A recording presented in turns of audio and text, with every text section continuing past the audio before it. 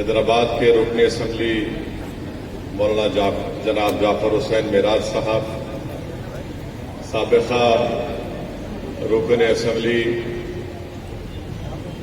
جناب محترم وارث پٹھان صاحب اور تمام میرے مجلس کے رفقا، معزز حاضرین اکرام، آپ تمام کا بہت شکریہ کہ آپ نے اپنا قیمتی وقت نکال کر آج کے اس عید ملن کی تقریب میں آپ نے شرکت کی۔ میں مولانا حمید صاحب کا بھی شکریہ ادا کرتا ہوں کہ انہوں نے ہم کو یہاں پر آنے کی دعوت دی۔ میرے عزیز دوستوں اور بزرگوں، میں میڈیا کا بھی شکریہ ادا کرتا ہوں کہ وہ آج کی اس عید ملن کے تقریب میں آئے اور انہوں نے مجھے وہاں سے یہاں پر لا کر کھڑا کر دیا تاکہ میں جو بولوں وہ آواز صحیح طریقے سے پہنچا سکے، کیونکہ وہ ان کو لگتا ہے کہ ایئر کولر کے درمیان میں ہماری آواز صحیح طریقے سے ان کے ٹی وی کے کیمرے پر نہیں سنائی دے گی۔ تو مجھے کوئی اعتراض نہیں ہے، آپ کہیں پر کھڑا کریے، میں بولنے تیار ہوں، اور میں بدنام بھی اسی لیے بھی ہوں کہ میں زیادہ بولتا ہوں۔ میرے عزیز دوستوں اور بزرگوں، عید ملن کی تقریب ہے۔ میں اللہ سبحانہ و تعالیٰ سے یہ دعا کرتا ہوں کہ اللہ سبحانہ و تعالیٰ ہم تمام کو جو اللہ نے توفیق دی اور اللہ کے فضل سے ہم تمام نے ماہ رمضان مبارک میں پورے روزے رکھے، نمازیں پڑھی، تراویح کی نماز پڑھی، شب بیداری کی، زکوٰۃ نکالی۔ اللہ سے دعا ہے کہ اللہ سبحانہ و تعالیٰ ہماری ان تمام عبادات کو اللہ قبول فرمائے، اور جو ہمارے ذہن، سوچ اور فکر اور قلب میں ایک تبدیلی پیدا ہوئی ماہ رمضان مبارک کی وجہ سے، اللہ سبحانہ و تعالیٰ اس تبدیلی کو جاری اور ساری رکھے آنے والے 11 مہینے میں۔ مجھے یہاں پر ایک عالم دین کے اس الفاظ یاد آ رہے ہیں کہ انہوں نے امام غزالی رحمۃ اللہ علیہ کو کوٹ کرتے ہوئے کہا کہ رمضان کے بعد امام غزالی نے لکھا کہ صحابہ اکرام دعا کرتے تھے کہ اللہ آئندہ رمضان ہم کو ملے۔ تو میرے عزیز دوستوں اور بزرگوں، اللہ سبحانہ و تعالیٰ سے دعا ہے کہ اللہ سبحانہ و تعالیٰ ہم کو صحت سے رکھے، ہمارے ایمان کو اللہ مضبوط اور کرے، اور جب تک اللہ ہم کو اس دنیا میں رکھے گا، اللہ ہم کو توفیق دے کہ ہم کو رمضان بھی ملے اور روزے بھی رکھیں، تراویح کی نمازیں بھی پڑھیں اور شب بیداری کرتے رہیں۔ میرے عزیز دوستوں اور بزرگوں، معزز علماء اکرام کی موجودگی میں لب کشائی کر رہا ہوں۔ میں صرف اتنا ہی کہنا چاہوں گا کہ ہم کو حالات سے مایوس ہونے کی ضرورت نہیں ہے۔ ہم کو حالات سے مایوس ہرگز ہونے کی ضرورت نہیں ہے، بلکہ ہم کو اپنے حوصلے کو بلند رکھنا ہے اور اللہ کی ذات پر مکمل توکل کر کے ہم کو اللہ کی راہ میں جد و جہد کرنا ہے، صبر کرنا ہے، اور ہم کو ہمت سے اپنے حوصلوں کو بلند رکھنا ہے، کمر بستہ ہونا ہے اور صرف اللہ سے ڈرتے رہنا ہے۔ اگر ہم اپنے ہمت کو کمزور کر لیں گے، حالات سے مایوس ہو جائیں گے، تو پھر باطل طاقتیں اپنے مقصد میں کامیاب ہو جائیں گی۔ جیسا کہ ابھی مفتی اسماعیل صاحب نے سورہ آل عمران کی اس آیات کو پڑھا اور اس کا ترجمہ کیا کہ نہ غمگین ہو نہ سست ہو، یاد رکھو تم ہی غالب ہوگے اگر تم مومن ہو۔ تو ہم کو نہ سست ہونا ہے، نہ غمگین ہونا ہے، بلکہ اپنے حوصلوں کو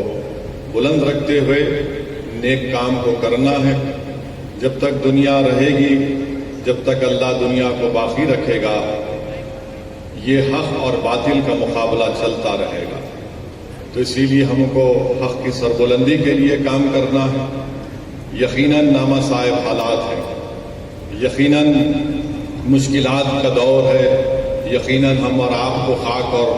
خون کے طوفانوں سے گزرنا پڑ رہا ہے. یقیناً ہم دیکھ رہے ہیں کہ انسانوں کو کس طرح تڑپایا جا رہا ہے. مگر میرے عزیز دوستوں اور بزرگوں،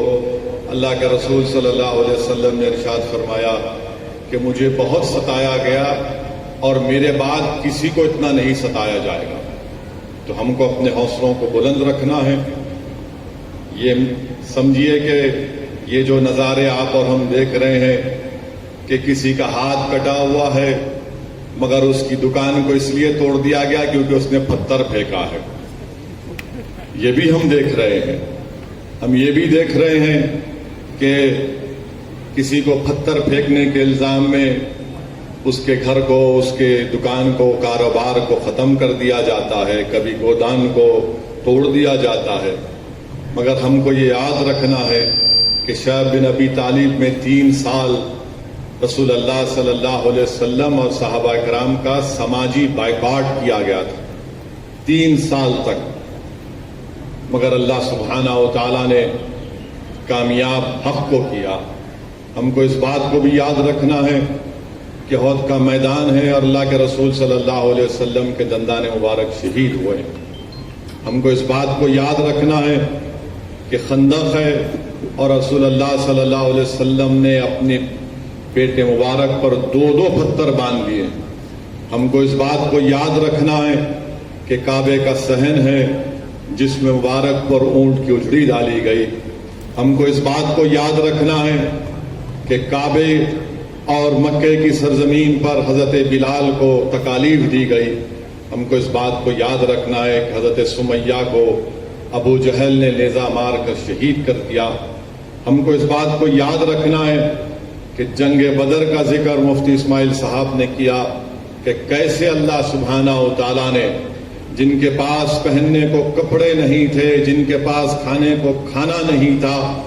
اللہ نے کمزوروں کو طاقتوروں پر غالب کیا، ان کو کامیاب کیا.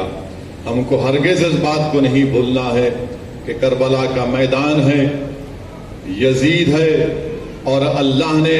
نواز رسول امام حسین کو کامیاب کیا. میرے عزیز دوستوں اور بزرگوں، آج موجودہ ملک کے حالات کا اگر ہم جائزہ لیں گے تو صرف ہم کو اپنے ہمت اور حوصلے کو بلند رکھنا ہے، صبر سے کام لینا ہے اور ان باطل طاقتوں سے ہم کو بالکل ہمت کے ساتھ اور صرف اللہ سے ڈرتے ہوئے، ان سے ڈر کر نہیں بلکہ صرف اللہ سے ڈر کر ان سے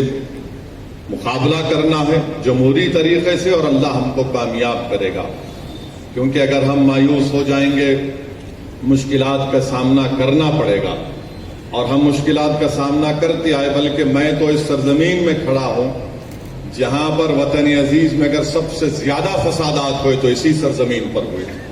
سب سے زیادہ، چاہے وہ 69 کا فساد ہو، 1980 کا فساد ہو، شہادت بابری مسجد کے بعد کا فساد ہو، 2002 کا وہ جنوسائیڈ ہو. مگر میں سلام کرتا ہوں اس سرزمین پر بسنے والے لوگوں کو کہ انہوں نے ہمت سے سینہ تان کر آج بھی زندہ اور فخر کے ساتھ اپنی زندگی گزار رہے ہیں. تو میں آپ سے صرف یہی گزارش کرنے آیا ہوں کہ آپ جیالے ہیں اور آپ ایسی سرزمین پر ان اندھیروں میں ایمان کے شمع کو اللہ کے فضل و کرم سے اللہ نے آپ کے ذریعے سے اس شمع کو اللہ جلائے رکھا ہے. میری آپ سے یہی گزارش ہے کہ آپ ایک سیاسی طاقت بنیے، آپ ایک سیاسی قوت بنیے. اس بات کو میری آپ ذہن نشین کر لیجیے. ہو سکتا کہ بہت سو کو میری اس بات سے اتفاق نہیں ہوگا، مگر میں آپ کو پوری ذمہ داری کے ساتھ کہہ رہا ہوں کہ جس وطن عزیز کے لیے ہم نے اپنا خون پسینہ بہایا، جس وطن عزیز کو آزاد کرانے کے لیے ہمارے علماء کرام نے جہاد کا فتویٰ دیا، سولی پر چڑھ گئے، مالٹا کی جیل میں مصائب اور مشکلات کا سامنا کیا، جس وطن عزیز کے لیے ہمارے علماؤں کو جیل کی صحبتیں کاٹنی پڑی، آج ہمارے وطن عزیز میں ہم سے یہ کہا جا رہا ہے کہ تمہاری بات کو نہیں سنا جائے گا. میرے عزیز دوستوں اور بزرگوں، اگر ہم خاموش بیٹھ جائیں گے تو یاد رکھیے ہم ان مجاہدین آزادی کو خراج عقیدت نہیں بلکہ ہم ان کو دھوکہ دے رہے ہیں، ان کی روحوں کو دھوکہ دے رہے ہیں. بلکہ ان کی قربانیوں کو زندہ رکھنا ہے، تو ہم کو ایک زندہ رہ کر اپنے مسائل کو جمہوری طریقے سے بے باکی کے ساتھ اور اپنے حوصلہ اور ہمت کو بلند کر کے ہم کو اپنے مسائل کو حل کرنا ہے۔ اور میری اس بات کو آپ ذہن نشین کر لیجئے کہ وطن عزیز میں مسلمان حکومت کو نہیں بدل سکتا، وطن عزیز میں مسلمان کسی حکومت کو نہیں بدل سکتا، یہ دھوکہ آپ کو دیا جا رہا ہے۔ اور ہم ہمیشہ یہ بات سمجھتے تھے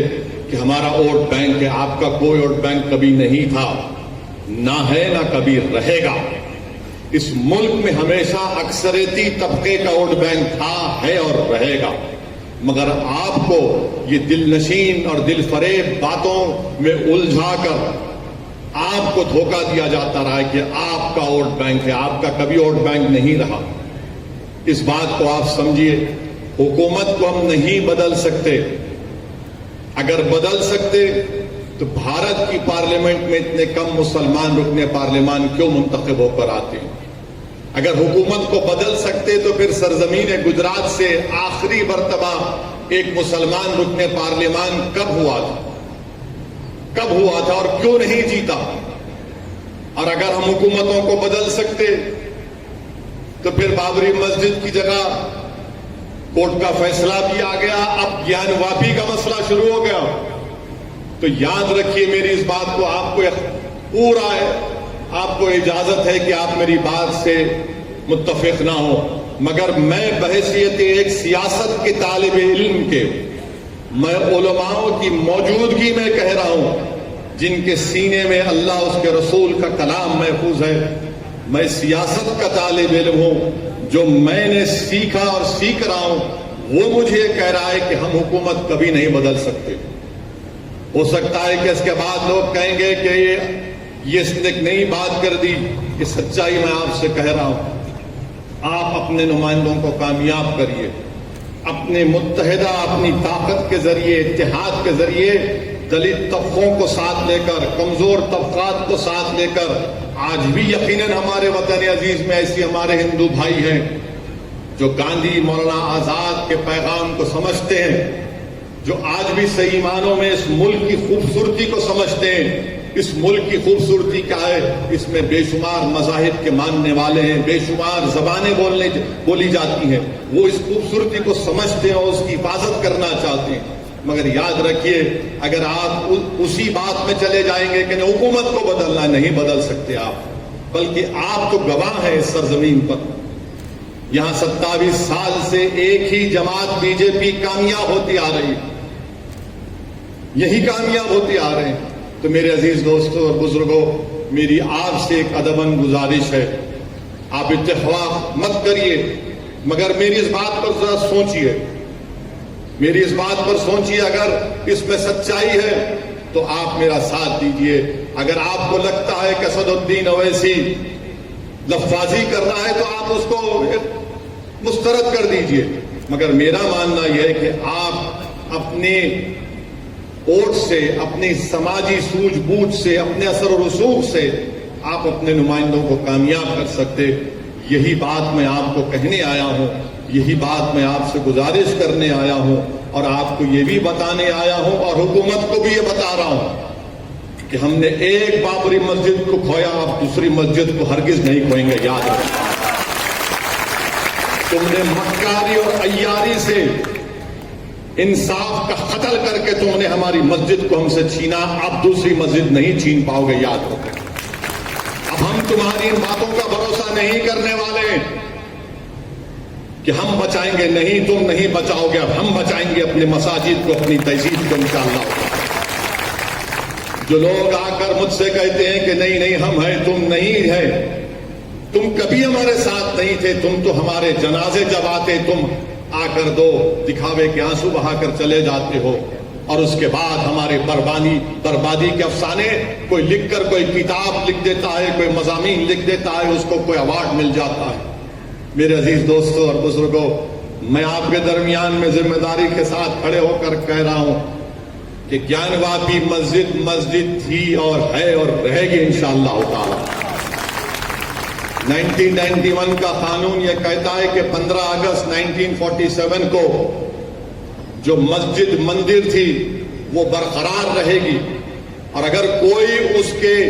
नेचर और कैरेक्टर में तब्दीली पैदा करना चाहेगा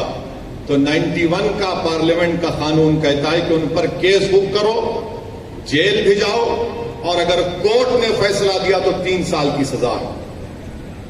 तो ये चीज को आपको समझना है। चौथी चीज मैं आपको ये बताना चाह रहा हूं कि ये जो फिरका परस्त ताकतें हैं, और फिरका परस्त ताकतें सिर्फ बीजेपी नहीं है, इसमें कांग्रेस भी है, आम आदमी पार्टी भी है, समाजवादी पार्टी है, ये सब ये चाहते हैं कि मुसलमान सिर्फ घर में मुसलमान रहे, जब घर के बाहर रहे निकले तो मुसलमान ना रहे। मैं खाली मारने के लिए नहीं कह रहा हूं, इनका मकसद एक ही है कि आप मुसलमान रहे तो सिर्फ घर में रहे, घर के बाहर जब निकलोगे तो हमारी तहजीब को तुमको एहतराम करना पड़ेगा। इस मुल्क में मेरी और तुम्हारी तहजीब नहीं है, इस मुल्क की खूबसूरती है कि इसका कोई मजहब नहीं है, इस मुल्क की ताकत यह है कि इसकी कोई तहजीब नहीं है, मगर ये ताकत ये चाहती है कि जब आप घर से निकले तो अपनी तहजीब को, अपनी पहचान को, अपनी शनाख्त को छोड़कर निकले। ये भारत का संविधान, भारत का आईन इस बात की इजाजत देता है कि आप अपने कल्चर पर चलें। अगर कोई पूछे